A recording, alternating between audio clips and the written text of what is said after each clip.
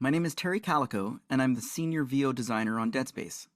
In the original Dead Space, Isaac's breathing and heartbeat was such an integral part of the player's connection with Isaac, in building immersion and emphasizing the horror experience. Breathing is a huge part of Dead Space, and horror films in general, that enhance the feeling of being alone and vulnerable. For Dead Space, we're looking back at the core functionality of the original, and not only bringing that experience forward, but we're finding ways we can improve it to a level that exceeds expectations in today's generation of games. In the original Dead Space, you would hear Isaac's breathing change and heartbeat ramp up over time when sprinting, when low on health, low on oxygen, during combat, and spike for jump scares or scripted events. All of that will be there. A couple of improvements, for example. In the original, when Isaac was sprinting or injured, you would hear additional grunts to emphasize his level of exertion play simultaneously over top of the base breathing rate.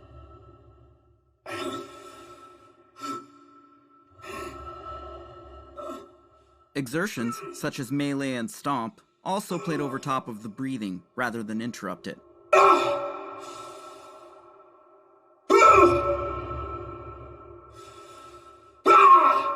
If you listened carefully, you were hearing two voices at the same time.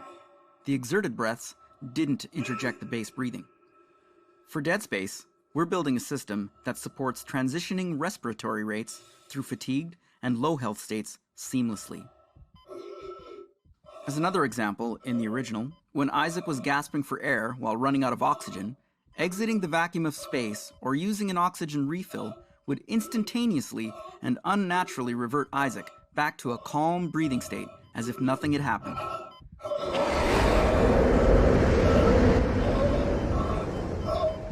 Exiting vacuum.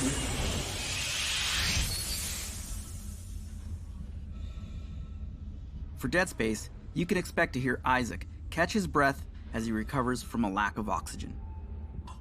Let's have a listen to this prototyped in game with some placeholder content.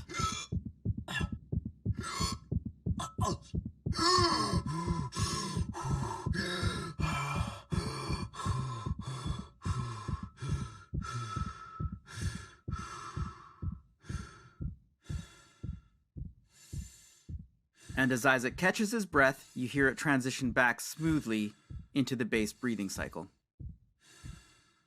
For Dead Space, we're building what is called the Alive system. It encompasses all components of Isaac's breathing and heart rate, vocal exertions, and dialogue influenced by a variety of driving gameplay features.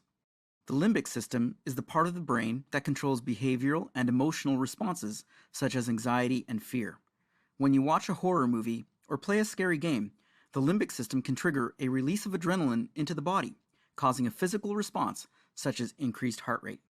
In our game, adrenaline is derived from various values driven by external factors that have a direct influence on Isaac's heart rate BPM. External factors that act as adrenaline are the combat difficulty value, scripted events and jump scares, Isaac's fatigue level, Isaac's oxygen level, and Isaac's health.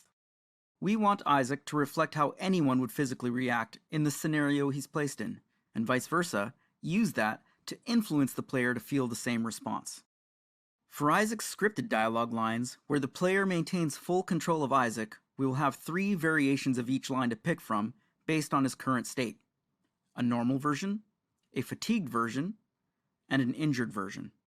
Let's have a listen to how Isaac's fatigue level or being in a low health state can impact Isaac's scripted dialogue in-game. Nicole? It's me.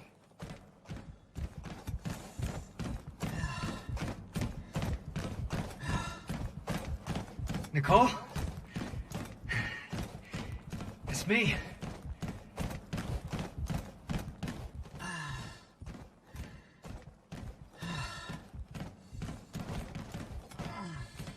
Nicole! It's me! Making up Isaac's vitals are his heart rate, respiratory rate, oxygen level, and health. As Isaac is 43 years old, I studied average heart and respiratory rates for his age group at different levels of fitness to land on Isaac's base heart rate of 70 BPM to build up from. As heart rate increases, his respiratory rate increases as well. I broke down the respiratory rates into 7 breathing cycles mapped out across 7 correlating heart rate BPM zones. Each cycle also has fatigued and injured modifiers. All right, let's have a listen to how Isaac's breathing is behaving in-game. One thing to note, the breathing and exertion samples that you'll be hearing in-game are not gunner right. These are placeholder samples that we recorded for testing all of this functionality out in-game as we were building it. And here on screen is our alive monitor. This is some debug information that we've put together to see Isaac's current breathing cycle, his heart rate, what his breathing state is, if he's inhaling or exhaling, what his fatigue level is, his oxygen level, his health, and the current combat intensity. And if we have Isaac's sprint here, over time you'll start to see his fatigue level increase. And when Isaac's fatigue level gets past a certain threshold, you'll start to hear fatigued breaths, exerted breaths start to mix in with his regular base breathing rate.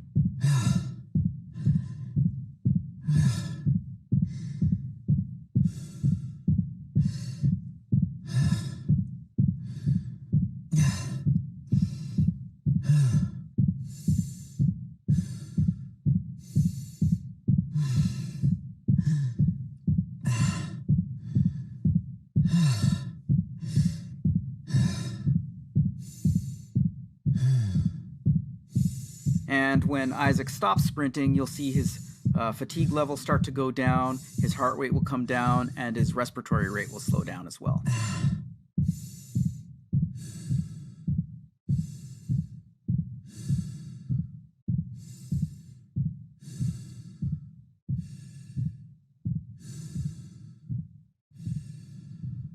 Here we have Isaac in a very low health state. He's injured. And when he moves around in this state, we start to introduce little winces of pain mixed into his breathing cycle.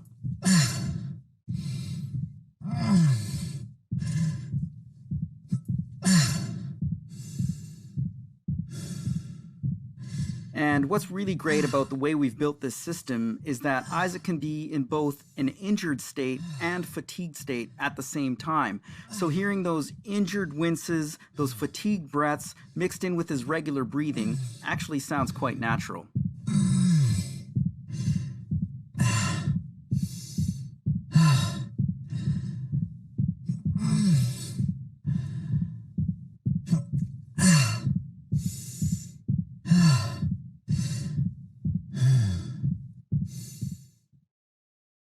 And wrapping up the Alive system, we have exertions. These are single one-off exertion events that interrupt or interject between base breathing loops. For example, melee, stomp, hit reactions, and death. Exertions for the most part will end in exhales and restart the breathing loop back up on an inhale. However, the breathing system will have the flexibility to have the option to start the breathing loop back up on an exhale or inhale, depending on the content. Of where you're thinking about going from an improvements perspective. Just talk a little bit about, where you're kind of seeing this move. We see Isaac kind of in the space right now, floating around the space, probably going to show off some of his thrusters and stuff in a minute. I'd love to hear more about, kind of where you're thinking about in terms of improvements in this layer too. So for us, really, going back to the original Dead Space, it was something that we felt, so again, super early build, that we felt we could actually improve in terms of experience and immersion. It's the zero-G and how you would move around in zero-G. And that's something that was really good and improving the experience in Dead Space 2 and 3 that we felt was really missing in the original Dead Space. And so that's why we took that mechanic of flying around when you're in zero-G and with much more 360-degree freedom. And now you can play Dead Space and really feel you're in space during those moments. And so also that's a mechanic that we're starting to improve a bit on. Like, for example, now you can interact as you fly around. You can go into tighter corridors, those kind of things. But also it allows us to revisit some of the old content and create new ways to navigate, new paths. Like here in the original, you would have gone back through that door through where you came from. And here, it allows us to create new environments with eventually new challenges to surprise also the people that know the game and will be like, oh, wait, what's that? What's this? And no, we're going to surprise you.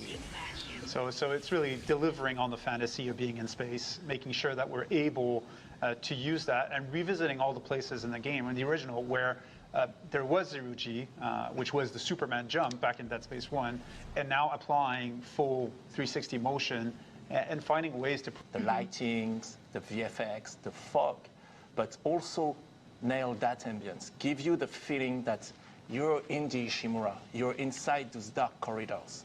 And not only it's in engine, it's actually in game. And here's my boy Isaac. So that rig, that armor, it's not the original, it's a new one, it's still work in progress, it's gonna be improved a lot, but it gives a first taste at Isaac Clarke in the remake. And look, here we are. Wow. I mean, the lighting, everything looks phenomenal. The smoke. It looks so good. Very much what we should be expecting at this point from next generation graphics. It's really Dead Space, but like you never saw it, I think. So it has been almost 13 years, you know, since the original game came out, original Dead Space. Why is this remake happening now, and what exactly is this remake? Can you elaborate on that? So one thing that's important for us, and that's why it's for PS5, Xbox Series, or for PC, is that it's not about one thing. Like Dead Space is a super strong experience, and so it's implemented into combat. Would you mind telling us more about the original system versus the new system and what peeling actually means? I think actually something that's very important, as you can see with the feed, like it is definitely a gym, and it's intentional that we showcase this in a gym because we're so early with it. Visually, we're not at the right level of quality where we want to achieve, but we want to showcase functionality here. That's what we want to talk about, and what is the system that we have in mind for peeling, like you said. So obviously, same thing, it's a really early build. It's a gym. Everything that you see is work in progress. It's first implementation. A lot of VFX are missing. A lot of those modelizations are not final and missing a lot of things like flesh tearing, etc. But one thing that is important for us that I just showed, it's first, of course, dismemberment is back. And it's back with all the depth and fun you can have in that space. But one thing we wanted to, and those are the only things, those are the things you can say only on Dead Space. One of the thing we wanted to improve about that experience is when you're using a weapon that is not a carving weapon, like something, not like the plasma cutter. Plasma cutter is really fun to use. You can just shoot at anything, and really you have that instant feedback of the limb getting cut, etc. But when you had a different weapon, knowing how much damage you were dealing to the enemy, how was he reacting, etc., it was not necessarily as visceral and as clear as the original. And so that's the thing we're working on at the moment, and we call peeling. It's basically that body destruction technology that we're developing that is allowing us to really remove, so at the moment, the flesh out of the bones of the enemy, and to give you a good sense not only of gore and horror and ambience, but also of how much damage am I dealing to that opponent. Is my weapon actually useful against this one? How close is he to die? And that's something for me that is really interesting. And so when we were speaking about why doing a remake and where can we improve, those are an example of what we can do, is that we don't have anymore to choose which feature we actually want to push. We can have dismemberment. We can have much more precision and body destruction. We can have seamless loading for the whole ship, etc., etc. And that's something really, really interesting for us. And another thing that is actually really interesting is that system. So again, for the moment, it's really early. For the moment, we're only showcasing it on the naked slasher, so you only see it with the flesh. But of course, later it's going to support like the claw, body armor, different layers, weak points, etc. But it also improved one of the core of shooting in Dead Space, which is around the precision, and not only the precision of my weapon, but as an example, the precision of the plasma cutter. And so if I was to shoot, let's say, on that leg, then if I'm shooting here, I'm not going to cut the leg, because I'm not shooting at the place where the bone is actually visible. If I want to cut that leg now, I need to be much more careful and precise in my aiming and in the shooting. And then, for us, what is interesting is that it opened a whole new layer of shooting and combat loop, where you can have some weapons that are better at carving through the enemies, some weapons that are better at cleaning them. Oh, sorry for the mic. Some weapons that are better at cleaning the enemy and removing the flesh and the tissue, etc. And that's something really, really interesting for us. Anytime Roman speaks about this member bit, he gets overly passionate and expressive.